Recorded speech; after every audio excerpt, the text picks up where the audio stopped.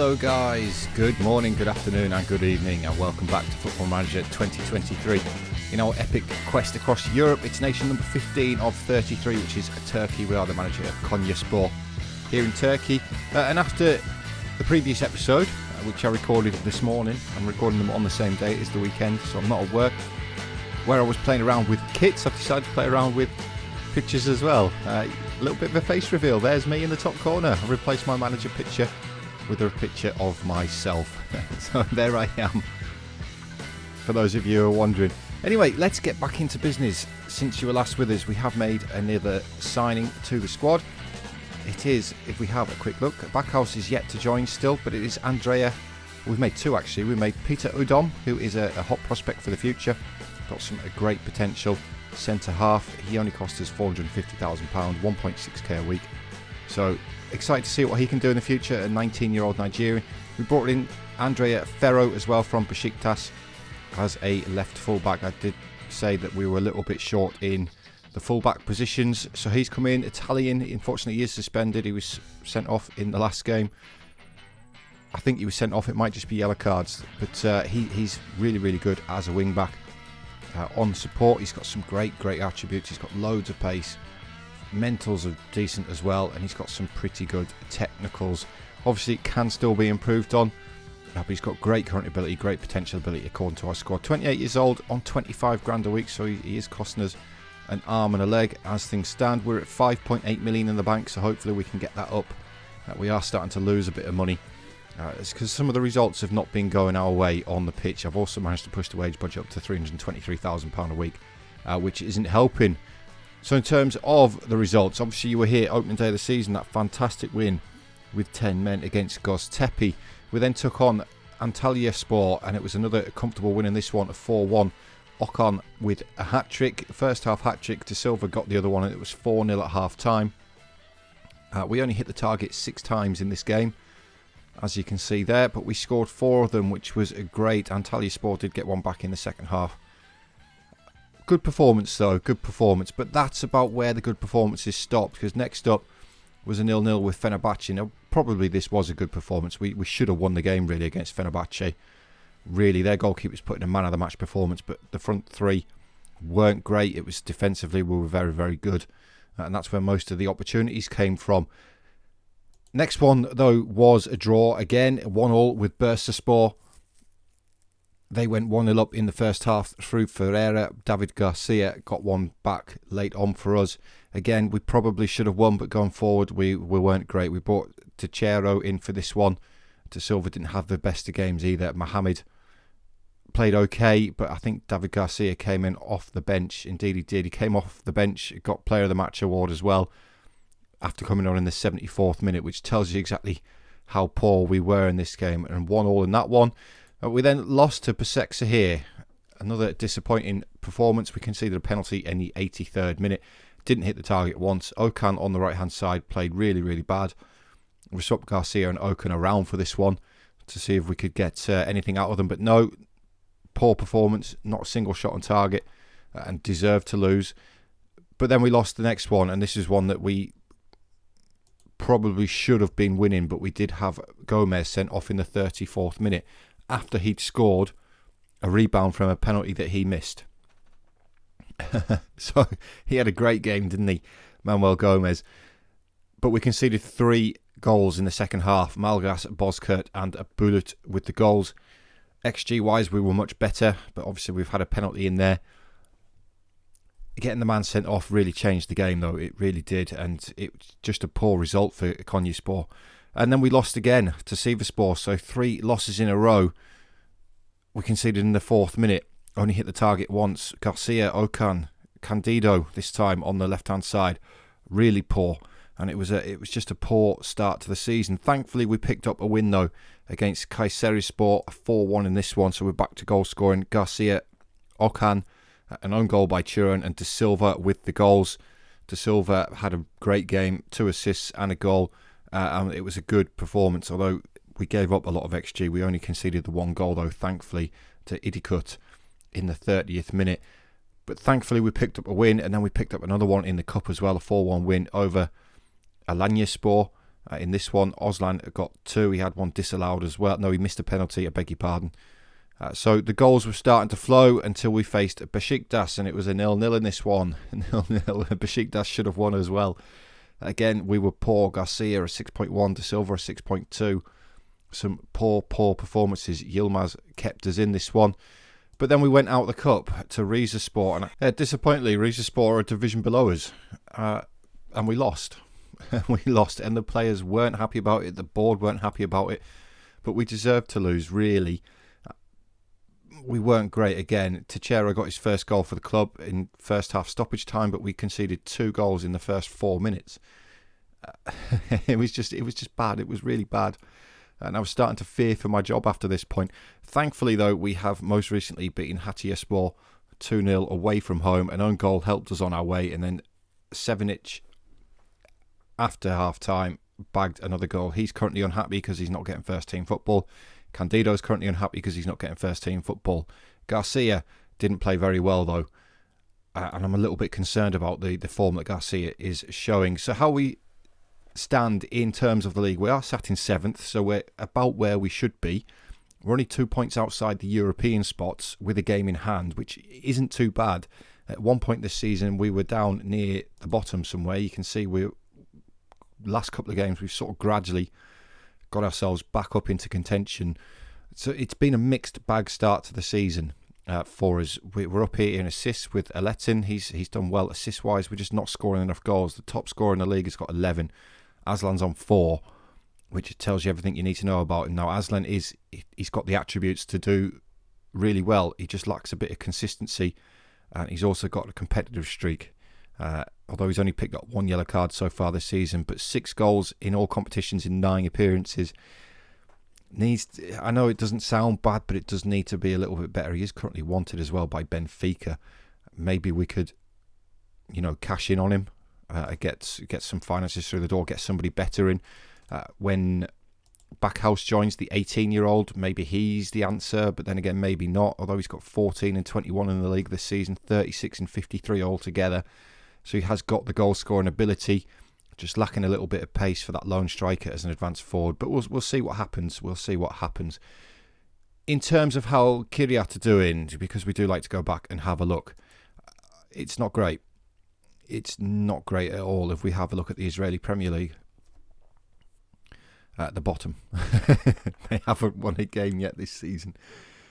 Defending champions are bottom and they haven't won a game. We were just so crippled by the lack of finances at Kiryat that we've not been able to leave them a decent team. They have got some money in the bank now. They're still in the red, but because of Europe, they are getting some money in the bank. But just look, they haven't won a game since August, and that was against Hapoel Tel Aviv in Europe. It's November now, so they've gone 3 months without winning a game. They're just in shocking form, but they are in the Europa Conference League phase, of which they're also bottom, but they have got some finances through the door for qualifying for that. But the fact that we've not been able to leave them with any players because of the financial restraints that we were under, and the fact that they've sold their best player in Nadir Hidari, who's now in Turkey, by the way, he's at Trabzonspor, it's really, really crippled them. They did bring in 1.4 million for him, which has obviously helped the finances as well. And they've also got a player in on loan from us. They've got Ibrahim Daldash in loan from us. A centre-forward with 4 finishing. And he's only bagged 4 goals in 17 appearances this season, which is not really any good either. So I'm disappointed by how poorly Kiryat are doing. I can't believe it. A 9% win ratio for their manager. 9%. The owner's willing to listen to offers as well. I'm appalled by that. I really am appalled by that. The fact that they're down in 14th place without a win this season in the league. The defending champions. It shows you how much of a difference a player-controlled team compared to an AI-controlled team does, because it's effectively the same squad. There's 1 or 2 differences. And we won the league and they're at the bottom. It's... The AI, they're not great, really, in Football Manager compared to a player-controlled team. Getting off topic, though, we are, like I say, we're in 7th place. Today's game is against Konyaspor, team in 2nd place. 8 points ahead of us, 11 goal difference. We're on 5 goal difference, so it's not too bad. We're not having the worst season. We've scored we're the 4th best scorers in the league, 6th best at conceding. So it's not too bad. It's just been a little bit patchy to start with. And like I say, the board, I'm only at a C+. They're disappointed to go out in the cup. We failed that. The board are disappointed the team only reached the 4th round. Which, disappointing. I think the supporters I'm slightly better with. I am. They're disappointed with David Garcia's recent performances, though. Me too. But let's get into the game anyway. And this is the lineup that we're going to go with. It's going to be Yilmaz in goal. Rame Tula comes in as the right back for today. He's okay, 27-year-old Turk, but we do have an injury, a suspension to Ferro. So Mudyat comes back in on the left-hand side. On the right-hand side, we're missing somebody. That's right. Tahir Cengiz has moved into the midfield as one of the second volantes. He can play there. And that's because we do actually have a slight injury to Manuel Gomez, and unfortunately he's not back to full fitness in time. That's where the right back changes come. Gulbatin and Senyol continue as the 2 centre defenders. Mudyat is in today for the suspended Ferro. As we've already said, Taha Cengiz in the midfield. Akalakatsi, the Georgian, continues as the deep line playmaker, defensive midfielder on defend. Again, very good season so far. 6.9 is decent for that position. Aletin, the top assister, he's had a decent season so far. He needs to add a few more goals though. Candido, because he's complaining today, is going to get on the left hand side, and we've also got a slight injury to Silva as well. Garcia, his form's not been great. He needs to pick up really. He was tipped as being like the 5th highest scorer in the league, possibly at the start of the season, possibly because they see him as an advanced forward, whereas I'm using him as a winger. But he is improving, the 23-year-old Honduran. He just needs to improve a bit more. He lacks consistency, which has affected him. And then it is Metin up top today, again complaining about first team football, but he did start last game and he did score, so we'll give him a chance. We do have Ocon on the bench just in case we need him. Right, and as the players come out, look, there I am. I didn't realise. Do you know what I've noticed as well since I've done the kits? This is probably something that I've done. There is a lot of kit clashes now. There's a lot of teams who play in green and white stripes for some reason. I'm not sure why it's not putting one of us in the away kits or anything like that. I'm not too sure. But look, there's a massive kit clash going on. I'll see next nation. I'll do the same, and I'll see if it happens over there. But there's a lot of teams with green and white stripes in this division for some reason. As I think we're coming forward, it's going to be hard to tell. This is us, yes. This is Gulbatin. We're slightly more green. It's Alakatasi feeding the ball forward. That's a great ball in. Metin can't put it in the back of the net, though. Unfortunately, do Konyaspor play in green and white stripes? It's their away kit. Why couldn't they wear their home kit? Where's the clash there? I don't understand. So bear with me, guys. It is going to be difficult for me to determine who's actually got the ball and who hasn't. But we're approaching half-time, though. We're slightly on top against the team who are now moving to the top of the league in Konyaspor. Be nice if we could at least get a point from this game. We're trying to start to put together a run of form that's going to keep us in that European fight. This is Konyaspor coming forward. It's a deep cross. It's towards that far post, and even Sardo's unmarked at the back stick. We're not getting a VAR check. Nothing. It's a goal. It was just poor marking. Who was supposed to be marking him? Where is he? Who's this? Where you going, mate?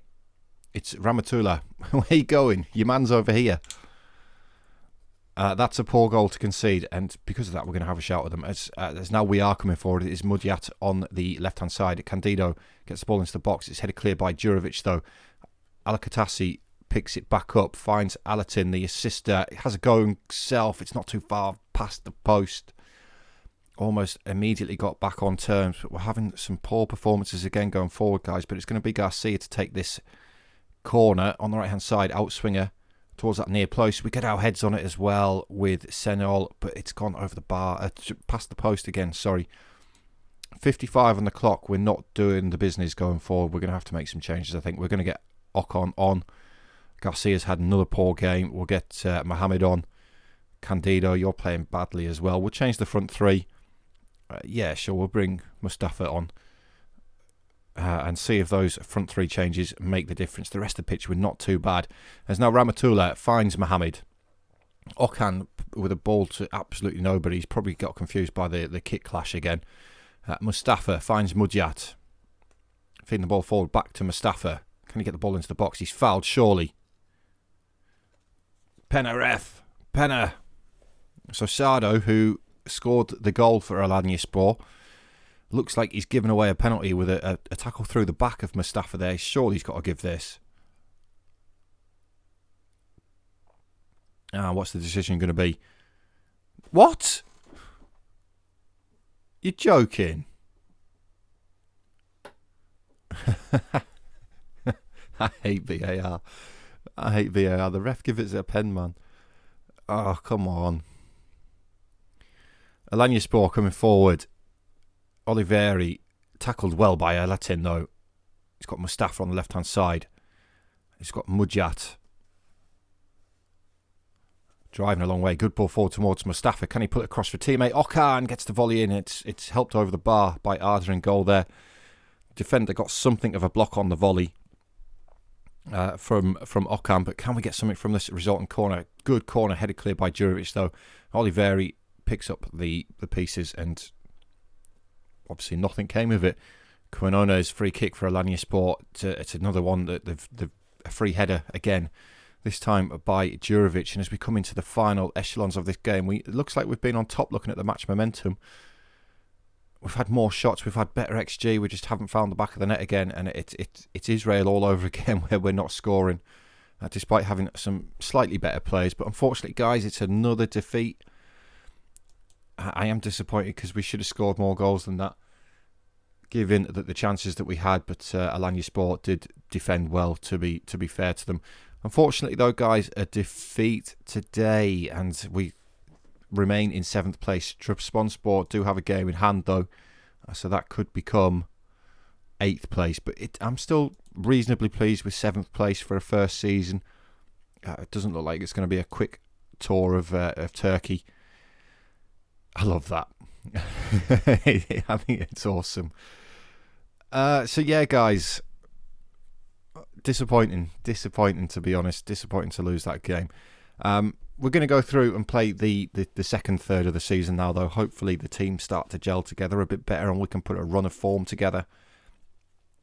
Maybe once the new striker comes in, he can make a little bit of a difference, but we'll see. But guys, thank you very much for tuning in. As always, it's been a pleasure. Please remember to hit the thumbs up button for me, and if you're new here and you like what you've seen, hit the subscribe button for me, guys. It does help me out massively.